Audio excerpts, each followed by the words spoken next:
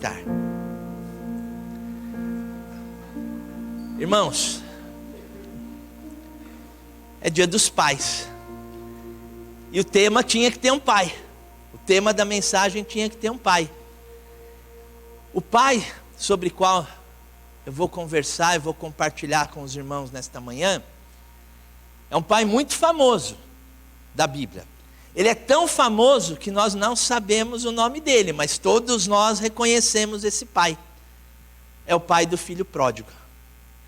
O que significa a palavra pródigo? Quando a gente ouve a palavra pródigo, nós lembramos de alguém que foi embora de casa, abandonou sua casa, levou uma fortuna junto consigo e desperdiçou toda aquela fortuna, que nem dele era, gastando com coisas indevidas. Mas ao mesmo tempo, quando a gente ouve a palavra pródigo, nós lembramos de uma história maravilhosa, uma história de arrependimento, de perdão e de restauração. Amém? Eu quero que os irmãos deixem aberto no livro de Lucas, no Evangelho de Lucas, capítulo 15, para nós entendermos o contexto dessa história. O livro de Lucas, no capítulo 15, nós vamos encontrar 3 parábolas. A parábola da ovelha perdida, da dracma perdida, da moeda perdida e do filho perdido, o filho pródigo. Naquela época, muitos tentavam se achegar a Jesus, porque eles queriam ouvir a palavra de Deus, eles queriam ouvir os ensinamentos de Jesus. Não só judeus, mas também os gentios. Aonde quer que Jesus se encontrasse, era fácil identificar onde Jesus estava, porque onde Jesus estava, tinha uma multidão o cercando. Jesus atraía multidões para perto de si. Só que isso incomodava os fariseus. Os fariseus se incomodavam, porque viam Jesus arrebanhando ali muitas e muitas pessoas. Além de incomodar, eles queriam condenar Jesus, porque eles diziam: como pode alguém se sentar com os pobres, com os pecadores, e ser uma pessoa boa? Quem senta com pecador é pecador. E glória a Deus que Jesus ama os pecadores. Jesus, ele abomina o pecado, mas ele nos ama. Ele me ama e ama cada um dos irmãos. Glórias a Deus por isso, porque se Jesus não nos amasse, esse templo estaria vazio hoje. Nós não estaríamos aqui. Então, Jesus, ele contava parábolas. Ele começou falando no Evangelho de Lucas sobre a parábola da ovelha perdida, depois da dracma perdida, e depois essa linda história do filho pródigo, uma história de recomeço, de arrependimento e de perdão. Então acompanhem comigo, Evangelho de Lucas, capítulo 15, a partir do versículo 1. Todos os publicanos e pecadores estavam se reunindo para ouvi-lo, mas os fariseus e os mestres da lei o criticavam. Este homem recebe pecadores e come com eles? Naquela época, compartilhar uma refeição com alguém significava que você gostava daquele alguém, que você se identificava com aquele alguém, que você amava aquele alguém. E Jesus Cristo se assentava para comer com os pecadores. Jesus Cristo um dia se assentou comigo e me trouxe para a casa dele. Eu ainda sou pecador, mas eu melhorei muito, irmãos. Mas continuo sendo homem, toda mulher, nós somos imperfeitos. Versículo 3. Então Jesus lhes contou esta parábola: qual de vocês, que possuindo 100 ovelhas e perdendo uma, não deixa as 99 no campo e vai atrás da ovelha perdida até encontrá-la? E quando a encontra, coloca-a alegremente sobre os ombros. e vai para casa. Ao chegar, reúne seus amigos e vizinhos e diz: alegrem-se comigo, pois encontrei minha ovelha perdida. Versículo 7. Eu lhes digo que da mesma forma haverá mais alegria no céu por um pecador que se arrepende do que por 99 justos que não precisam arrepender-se. Quando nós lemos essa palavra, um pastor de ovelhas que abandona 99 ovelhas por causa de uma que se perdeu, às vezes nós podemos até imaginar, mas esse pastor foi negligente. Ele abandonou 99 por causa de uma. O nosso grande pastor, o nosso Deus, em vários momentos que são específicos da minha vida e da tua vida, não que ele nos abandonou, mas ele deixou de dar atenção para uma multidão por tua causa. No momento que você mais precisava, no momento que mais você estava perdido, mais estava precisando de ajuda, o Senhor te encontrou e te resgatou e te trouxe para a casa dele. Amém? Então, embora possamos considerar uma negligência deixar um rebanho para ir atrás de uma única ovelha, essa história enfatiza o quanto Deus ama cada um de nós. O que diz João 3,16? Deus amou o mundo de tal maneira que deu seu único filho para que morresse pelos meus e pelos seus pecados. Morresse para que todo aquele que nele crê tenha a vida eterna. Amém? Enfatiza o quanto Deus se importa com cada pecador perdido. E a alegria no coração de Deus quando um pecador se arrepende. Vira para o teu irmão e fala assim para ele: Deus, vira para o seu irmão e fala: Deus se alegrou imensamente quando você o aceitou como seu único Senhor e Salvador. Amém? Então, se você está aqui hoje, no culto do Dia dos Pais, no dia 13 de agosto de 2023, foi porque Deus viu que em um determinado momento da tua história, você estava perdido, e Ele foi ao teu encontro e te trouxe para a casa dele. Amém? Versículo 8. Ou qual é a mulher que, possuindo 10 dracmas, perdendo uma delas, não acende uma candeia, varre a casa e procura atentamente até encontrá-la? E quando a encontra, reúne suas amigas e vizinhas e diz: alegrem-se comigo, pois encontrei minha moeda perdida. Eu lhes digo que da mesma forma há alegria na presença dos anjos de Deus por um pecador que se arrepende.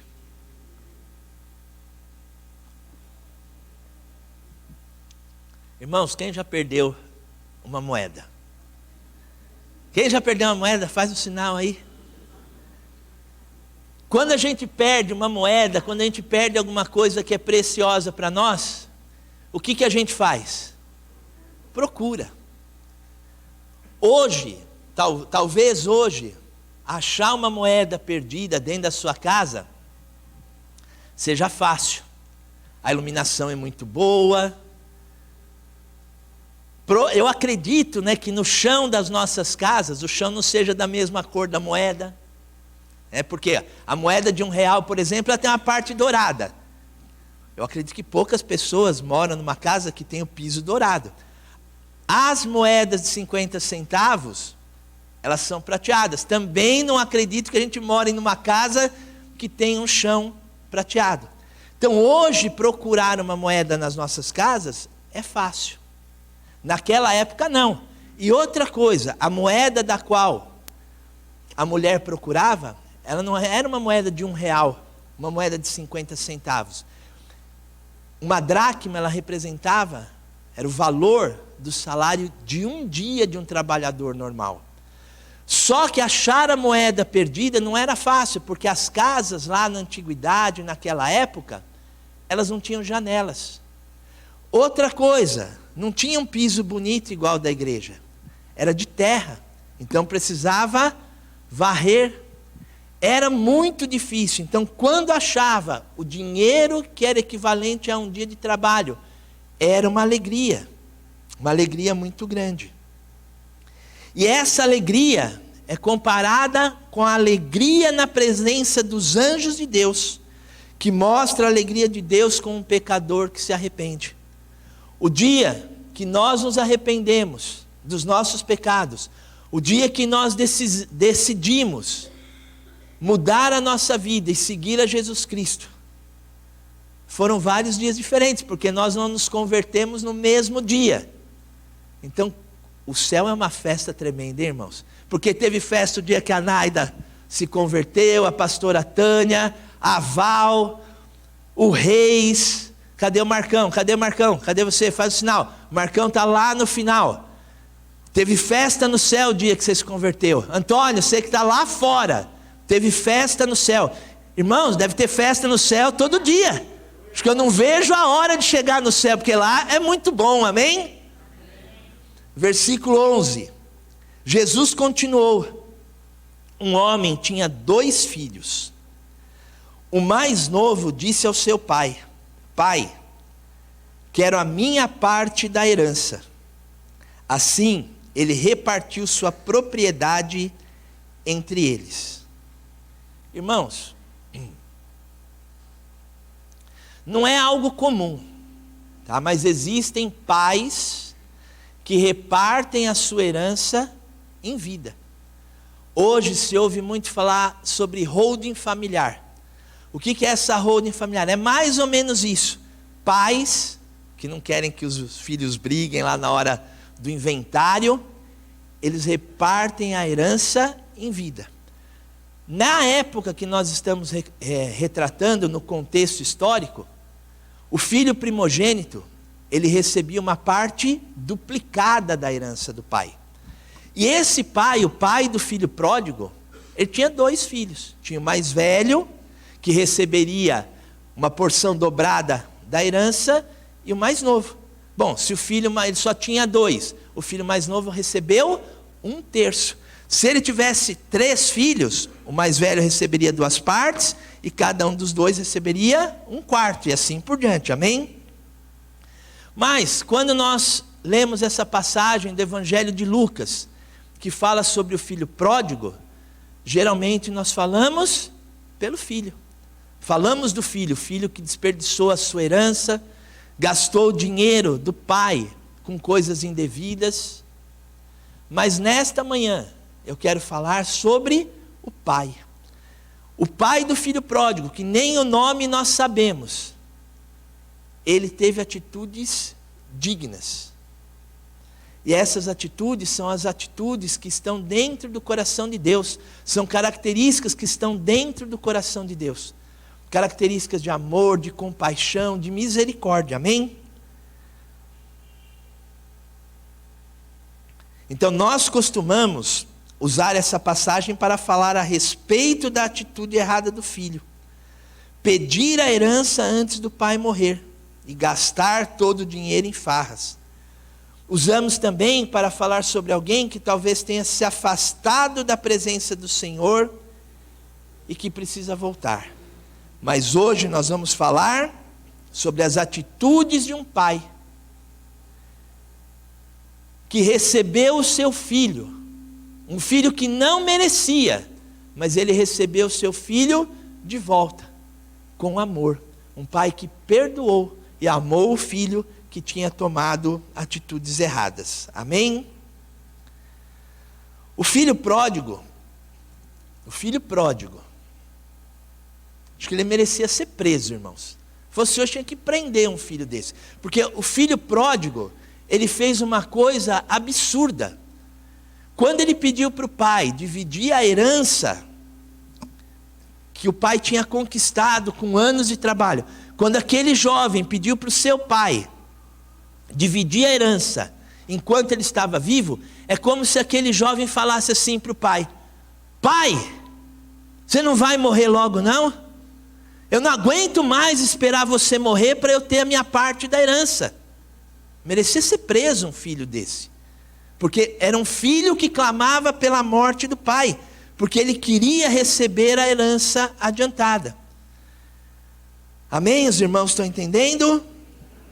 Versículo 13.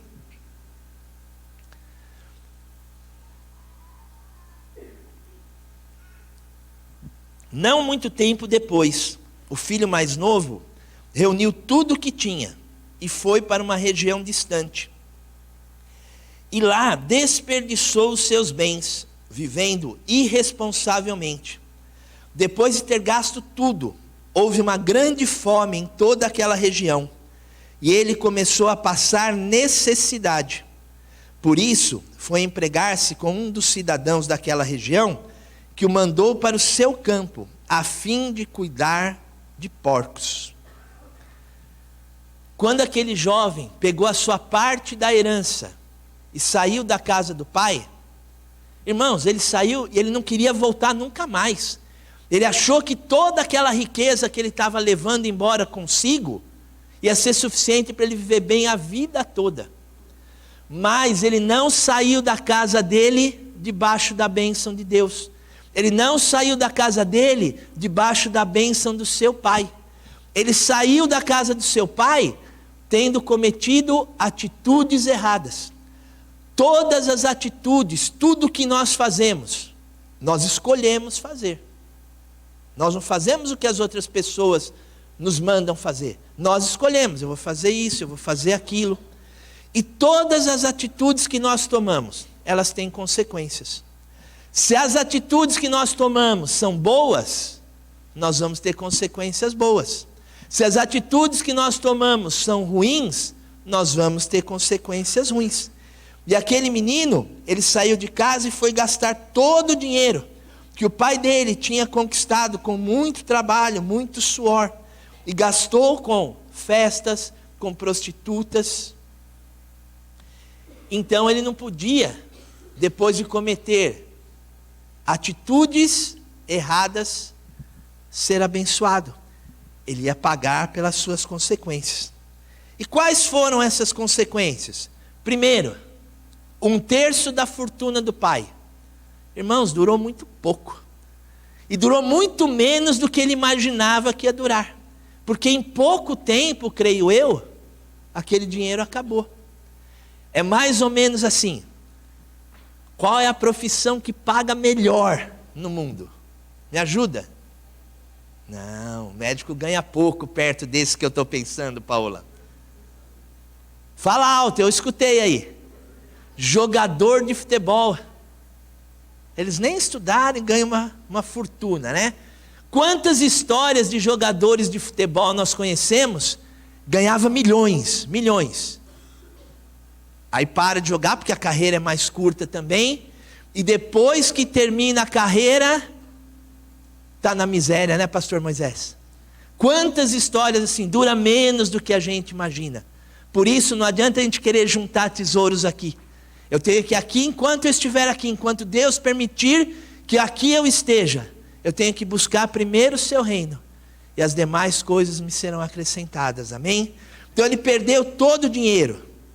Sem dinheiro a gente come? Não. Então ele passou fome.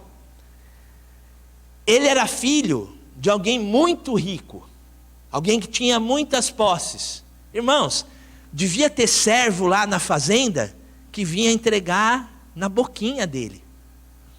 Não sei se tinha bife naquela época, acho que não. Mas se tivesse bife, ia vir cortadinho, para ele não ter nem trabalho. Era só espetar com o garfinho, pôr na boca e se deliciar. Ele nunca precisou fazer um único esforço. E o único trabalho para alguém que foi tratado como um príncipe, ele teve que trabalhar. E não foi um trabalho, não foi um médico, um engenheiro, um encanador, não foi uma profissão. Ele foi cuidar de porcos. E a palavra de Deus nos mostra que quando nós pecamos, nós vamos colher consequências ruins. Amém? Irmãos, tem muita gente que quer justificar o seu erro. Ah, eu erro, né? Ah, eu sou imperfeito, eu sou pecador. Errar é humano, não tem um ditado popular que fala assim, errar é humano. Então Deus manda dizer para você, que tem repetido essa frase, errar é humano. Deus manda te dizer, acertar também é humano. Então para de errar, meu irmão. Vamos acertar um pouquinho. Deus não nos criou para errar. Deus nos criou para sermos mais do que vencedores. E para vencer nós temos que acertar, amém?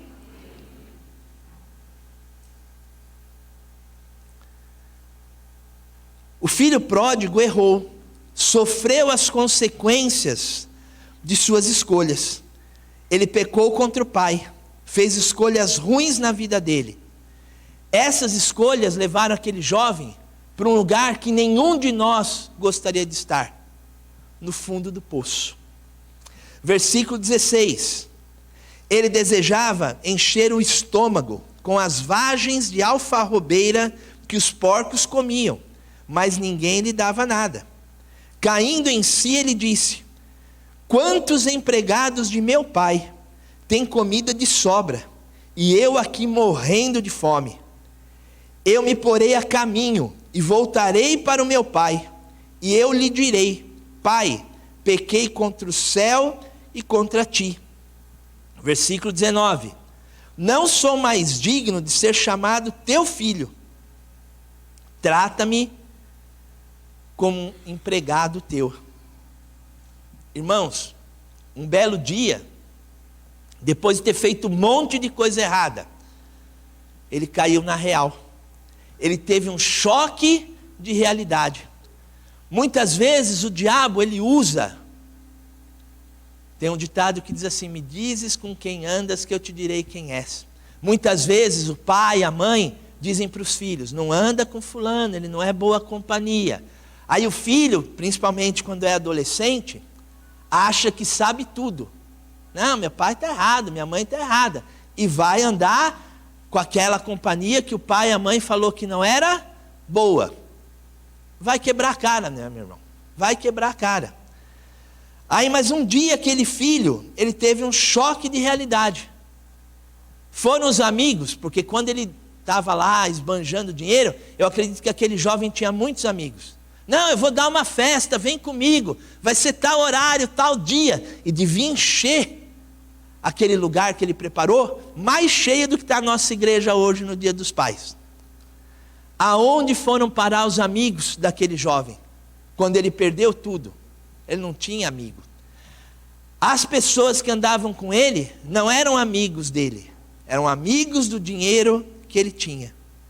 E esse jovem ele teve um choque de realidade. Espera aí, os funcionários do meu pai têm um teto para morar, porque o meu pai lá na fazenda tem um alojamento dos empregados. Os empregados do meu pai comem, eu não consigo comer nem a comida dos porcos. Os empregados do meu pai têm roupa, e eu estou vestido cheio com trapos, com farrapos e fedidos ainda. Eu vou lá pedir emprego para o meu pai. O choque de realidade, irmãos, foi grande. Porque quando um filho fala que vai voltar para a casa do pai e vai pedir emprego para o pai, é porque esse filho sabia que ele tinha feito um monte de coisa errada. Porque senão ele ia voltar e pedir um abraço, um beijo para o pai. Não, ele queria voltar para trabalhar para o pai. Então o que ele fez foi muito grave. Para ele, ser um empregado do próprio pai, já era mais do que bom. Mas e o que o pai do filho pródigo fez com relação a toda essa história, que é uma história triste? Vamos ver no versículo 20. A seguir, levantou-se e foi para o seu pai. Estando ainda longe, seu pai o viu, e cheio de compaixão, correu para o seu filho, e o abraçou e beijou. Irmãos, a Bíblia não relata quanto tempo o filho ficou longe do pai. Mas pelo que está escrito aqui no versículo 20, eu vou repetir. A seguir levantou-se e foi para o seu pai. Estando ainda longe, seu pai o viu. E cheio de compaixão, correu para o seu filho, o abraçou e o beijou.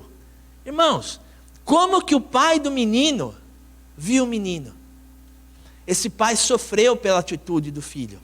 Da mesma maneira que quando nós desperdiçamos nossa vida lá no mundo, o nosso pai, o Senhor, ele fica entristecido, porque nós estamos dando trabalho para Deus. Esse pai, ele não sabia quando o seu filho ia voltar, mas eu acredito que no dia seguinte, o filho foi embora, ele percebeu que o filho foi embora. Ele deve ter colocado uma cadeirinha lá, num local bem longe, falou, será que meu filho vai voltar?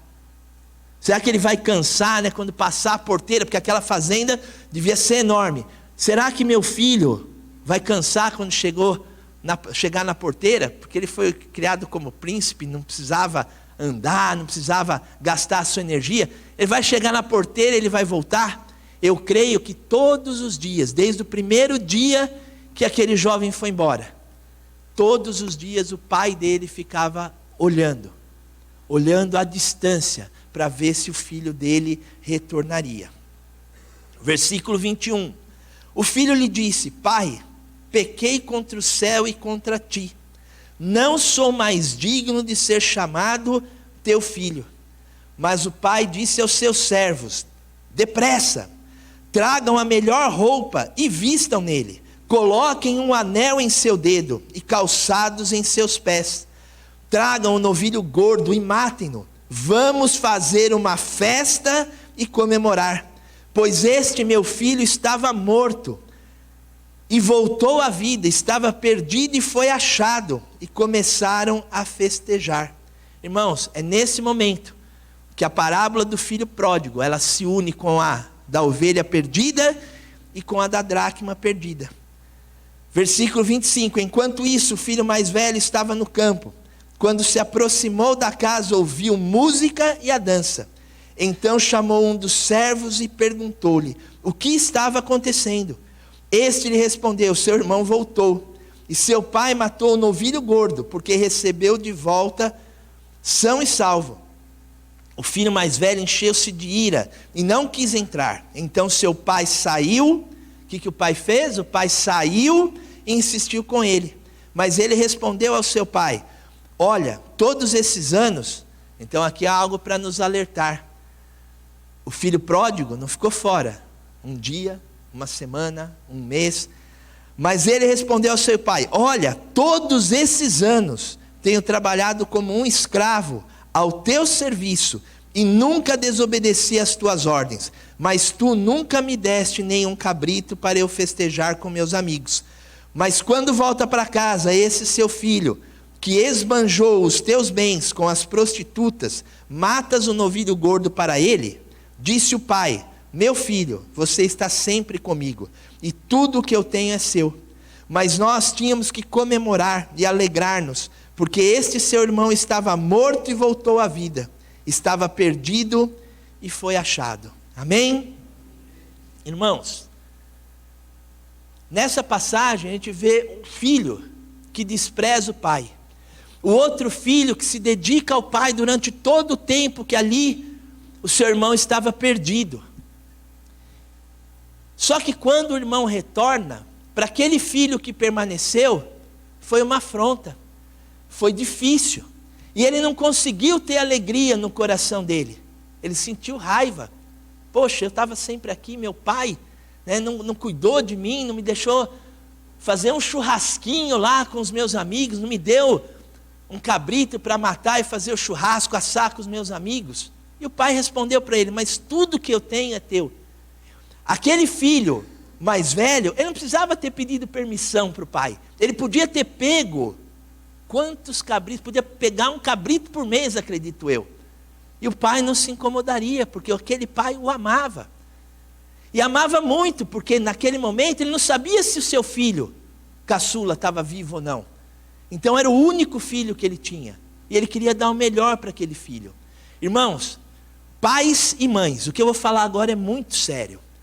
pais e mães amam seus filhos de forma igual.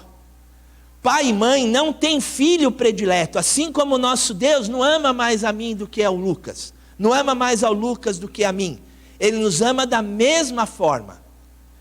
Isso é uma mentira do diabo para trazer confusão dentro da família, porque Deus preza a família, Deus ama a família, e o diabo, inimigo de Deus, o que ele quer fazer? Ele quer destruir as famílias. Então ele vem com intriga. Pai ama os filhos igual. Se ele tem um, vai amar 100% aquele um. Se ele tem dois, ele vai amar 100% os dois. Eu tenho 3, eu amo os meus 3 com a mesma intensidade. No entanto, o que acontece? Às vezes, como pai, como mãe, um dos nossos filhos está mais frágil. Um dos nossos filhos está passando por dificuldade. Aí nós temos que fazer igual o pastor, que deixou as 99 e foi buscar a perdida. Então, quando um dos nossos filhos está passando por necessidade, é lógico que o pai e a mãe vão se dedicar mais àquele filho, àquela filha, vão dar mais carinho, colocar mais tempo no colo, vão orar mais por eles. Só que o inimigo quer, aí coloca lá naquele coraçãozinho que já não está bom, já está frágil.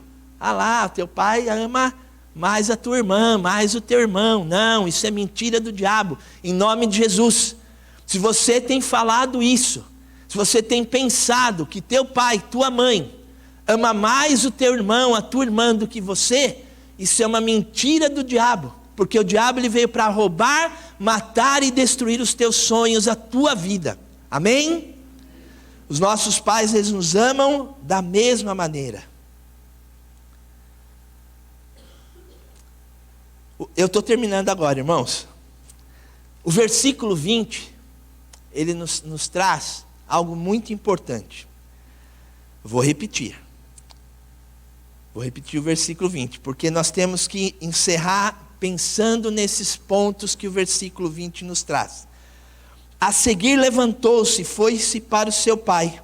Estando ainda longe, seu pai o viu, e cheio de compaixão. Esse é um ponto, compaixão. Correu. Aquele pai, eu não sei quantos anos aquele pai tinha, mas eu sei que ele correu. Correu para o seu filho, o abraçou e o beijou. Então o que eu quero destacar aqui em primeiro lugar, a compaixão. Quando nós lemos essa passagem no Evangelho de Lucas, nós percebemos que aquele pai, ele sentiu uma compaixão quando ele viu seu filho retornando para sua casa. Ele não sentiu ódio do filho, ele não ficou irado como eu ficaria, como você ficaria, mas ele sentiu compaixão. Na maioria das vezes em que nós fazemos coisas erradas, a nossa tendência, o nosso eu, acha que Deus está zangado conosco, que Deus não quer saber de nós, porque nós erramos. Isso é outra mentira do diabo, é totalmente o contrário. Tem gente que fala, quando eu não vou, vem aqui, visita a igreja, eu não vou ficar na igreja. Por quê? Porque eu fumo, então eu vou ficar lá no mundo. Eu não vou ficar na igreja porque eu bebo, então eu vou ficar lá no mundo. Se você ainda bebe, ainda fuma, ou não importa qual seja o seu pecado, a Igreja Batista dos Povos te ama do jeito que você é. E acima da Igreja Batista dos Povos, Deus te ama do jeito que você é. Para nós e para Deus, nós queremos você aqui e não lá fora. Aqui é o melhor lugar para você estar. Mais vale um dia na casa do Senhor do que 1000 em qualquer outro lugar. A casa de Deus é o melhor lugar para você estar, amém? Na maioria das vezes em que nós fazemos as coisas erradas, Deus está de olho em nós. Ele está bolando uma estratégia para te laçar e trazer para perto dele. Quando Deus nos vê numa situação difícil, quando Deus nos vê chorando, quando Deus nos vê pecando, quando Deus nos vê sofrendo as consequências ruins pelos nossos atos, Ele não nos olha com um olhar de condenação, Ele nos olha com compaixão. Deus tem o melhor para cada um de nós. Deus quer você, Deus me quer nos braços dele, amém? Assim como aquele pai, se você for olhar os evangelhos, nós vamos ver que no ministério de Jesus, o ministério de Jesus transbordava compaixão. Ele orava para curar os enfermos, para curar os endemoniados. Ele tinha compaixão das pessoas que se achegavam até ele. Jesus operava milagres e transformava vidas, porque ele tinha uma compaixão sem igual pelas vidas, amém? Outro ponto, o pai correu em direção ao seu filho.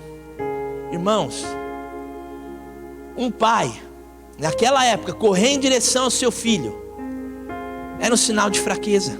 Era um sinal de fraqueza. E os homens daquela época, ainda hoje, naquela região, lá no Oriente, demonstrar fraqueza, eles pensavam que lhes faria perder a autoridade. E esse pai, movido por compaixão, ele correu em direção ao filho dele. E já vou para o último ponto. Ele correu em direção ao filho dele. E o que ele fez? Abraçou, beijou. Irmãos, tem gente que tem dificuldade em abraçar, beijar. Eu gosto de abraçar, beijar. Às vezes eu abraço os meus filhos e falo, solta pai, de tanto que eu quero sufocar. Abraçar e beijar é muito bom. Os nossos filhos precisam do nosso abraço. Porque se a gente não der carinho para os nossos filhos, eles vão procurar o carinho em outro lugar. E vai ter gente, usada pelo diabo, que vai perceber isso e vai querer roubar de nós o tesouro que o Senhor nos deu. Os filhos são uma herança que o nosso Senhor nos dá. Então nós temos que cuidar dessa herança. Não fazer igual o filho pródigo que desperdiçou, jogou fora. Nós temos que cuidar, amém?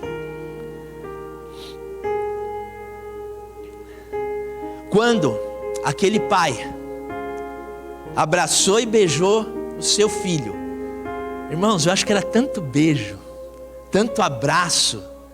Quem gosta de ser abraçado? Quem gosta de abraçar?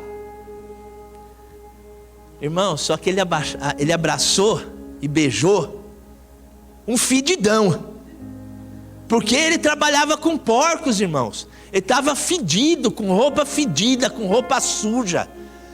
Quantos quilômetros aquele jovem teve que andar para chegar aos braços do seu pai?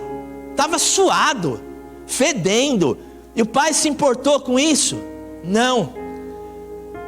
Quando nós aceitamos a Jesus Cristo, Ele nos quer como nós estamos. Não é para eu consertar minha vida e depois servir ao Senhor. Não, o Senhor me quer, Ele me ama do jeito que eu sou. Eu tenho qualidade, irmãos, mas tenho um monte de defeito. Quando eu enxergo os meus defeitos, eu sofro, né? O Senhor nos ama da maneira que nós somos. Se Ele estiver fedido, Ele vai te amar, e Ele vai te abraçar, Ele vai te pôr no colo dEle, Ele vai te amar. Jesus nos ama. Ele tem o melhor para as nossas vidas, amém? A compaixão e a misericórdia de Deus são tremendas. Misericórdia é quando nós recebemos aquilo que nós não merecemos. Nós recebemos e não merecemos, porque o Senhor é misericordioso, amém?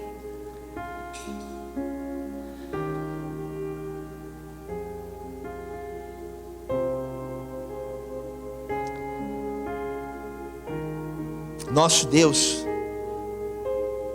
Ele é justo. Ele não vai deixar os nossos erros ficarem encobertos. Nós precisamos consertar todas as nossas falhas. Mas esse Deus que é justo, Ele também tem compaixão, misericórdia e amor. Um amor muito grande por cada um de nós. Amém? Vamos ficar de pé?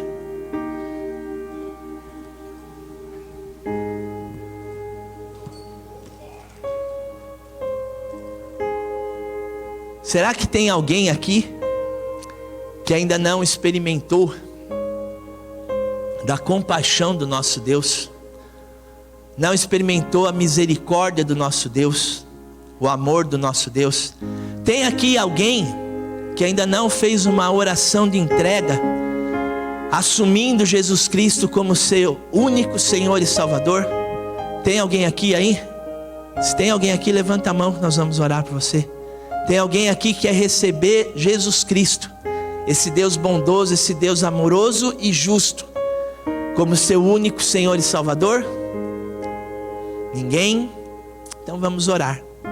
Pai, em nome de Jesus, Senhor, eu te agradeço por tudo que o Senhor é para mim. Eu não te agradeço, Senhor, pelas coisas que o Senhor me deu, mas eu te agradeço, Pai, pelos momentos, Senhor, em que eu estive fraco, muitas vezes perdido, e o Senhor abriu os teus braços para me receber. Mesmo quando eu não tinha roupas, mesmo quando eu estava sujo, o Senhor me queria perto de ti. E eu te agradeço, Pai, por tudo que o Senhor é, porque o Senhor é o único que merece toda a honra, toda a glória e toda a adoração. O Senhor é o Pai